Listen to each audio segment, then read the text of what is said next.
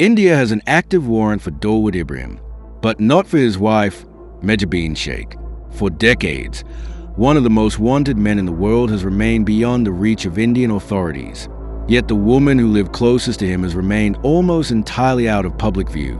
No interviews, no recorded statements, no public testimony, just silence.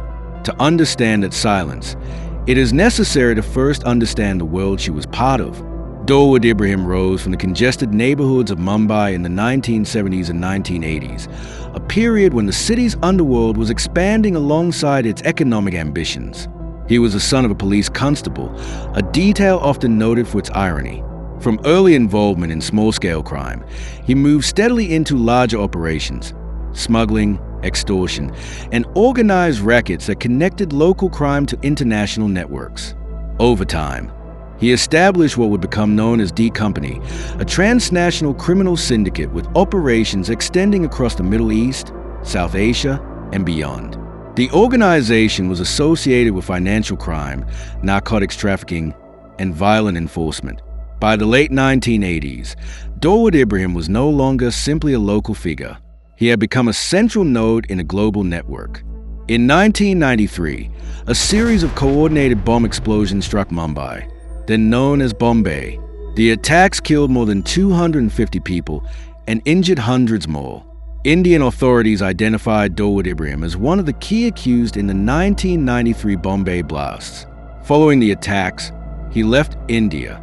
Since then, successive Indian governments have maintained that he resides abroad, most commonly alleged to be in Pakistan, a claim that Pakistan has repeatedly denied. As the scale of his notoriety grew, so too did the distance between him and the public eye. His life became defined by movement, protection, and secrecy. It is within this environment that Mejabeen Sheikh lived. Very little is publicly documented about her early life. She is known to have married Dawood Ibrahim and to have raised their children. Beyond that, reliable information becomes scarce. Unlike spouses of public figures who often become visible in their own right, Mejabeen Sheikh has remained largely absent from media narratives. There are no widely verified interviews, no public addresses, and no direct insights into her personal views. This absence is not accidental. It is consistent, sustained, and notable. Living alongside an individual of Dawood Ibrahim's profile would not have been an ordinary experience. Reports and intelligence assessments over the years have described a life marked by tight security, frequent relocations, and limited public exposure. Residences were said to be guarded, movements were controlled, communication with the outside world was restricted. In such an environment, daily life is shaped by awareness of risk, of surveillance, and of the consequences of visibility. This raises an enduring question. What did she know? It is a question that cannot be answered definitively with public evidence.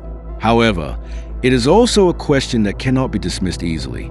Proximity to power, particularly in closed and highly controlled environments, often brings awareness, even if not complete understanding. The rhythms of such a life, unpredictable movement, heightened security, restricted interaction, suggest a constant awareness of circumstance. At the same time, it is important to distinguish between presence and participation. Being close to a figure involved in criminal activity does not, in itself, establish involvement. There is no publicly confirmed evidence that Mejabeen Sheikh has been charged by Indian authorities in connection with the activities attributed to Dawood Ibrahim. Her legal status reflects that distinction. What remains, then, is not an answer, but a contrast. On one side is a man pursued across decades, his name appearing in investigations, intelligence reports, and international watch lists. On the other is a woman whose life intersects with his at the most personal level, yet whose own presence is almost entirely undocumented. Silence, in this context, becomes significant. In the world of organized crime, information is both currency and liability. Informants, defectors, and insiders have historically played central roles in exposing networks. Testimonies have led to arrests, prosecutions, and the dismantling of criminal structures. Speaking carries risk, but it also carries consequence. Not speaking, however, carries its own form of consequence. A sustained absence of public voice over decades suggests a deliberate boundary between private life and public scrutiny. Whether that boundary is shaped by choice, circumstance, or necessity is not something the public record clarifies. What it does show is consistency. There have been no public breaks in that silence. No moments where she has stepped forward to offer an account, to deny, to confirm, or to explain. In an era defined by constant visibility, that level of absence is unusual. It also invites interpretation. Some may view silence as a form of protection, an attempt to shield oneself and one's family from the repercussions of association. Others may see it as a reflection of deeply private values, a refusal to engage with public discourse. Still others may interpret it as a strategic decision, a recognition that visibility can carry consequences in environments where information is tightly controlled.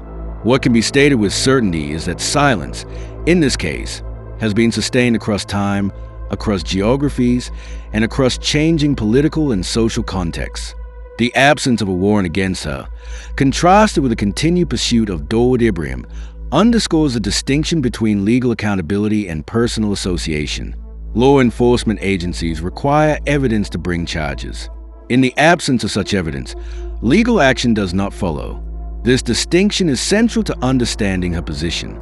It is also central to understanding why her story remains largely untold. In many narratives about organized crime, attention is drawn to figures who act, who speak, and who leave visible traces. Those who remain unseen often exist at the margins of those narratives, even when they are physically close to the center of events. Mejabeen Sheikh occupies that space. Her life intersects with one of the most extensively documented criminal figures in modern Indian history. Yet her own story is defined not by what is known, but by what is not. There is no definitive account of her perspective, no public record of her voice, no clear statement of her awareness, her choices, or her beliefs. What remains is a set of unanswered questions. What does it mean to live alongside power that operates in secrecy? What does it mean to remain silent in a world where information has value? And how does the absence of a voice shape the way a story is understood? These are not questions with simple answers. They are questions that reflect the limits of what can be known from the outside. In the end, the story does not resolve into certainty. It remains open, defined as much by absence as by presence.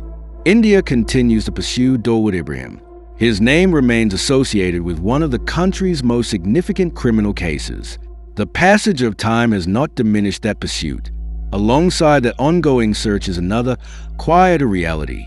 A life lived largely out of sight. A presence acknowledged, but not documented. A voice that has never entered the public record. And perhaps that is the most striking aspect of all. In a story defined by noise, violence, and global attention, the most enduring element may be silence. And silence, in this case, has left behind a narrative that is still incomplete.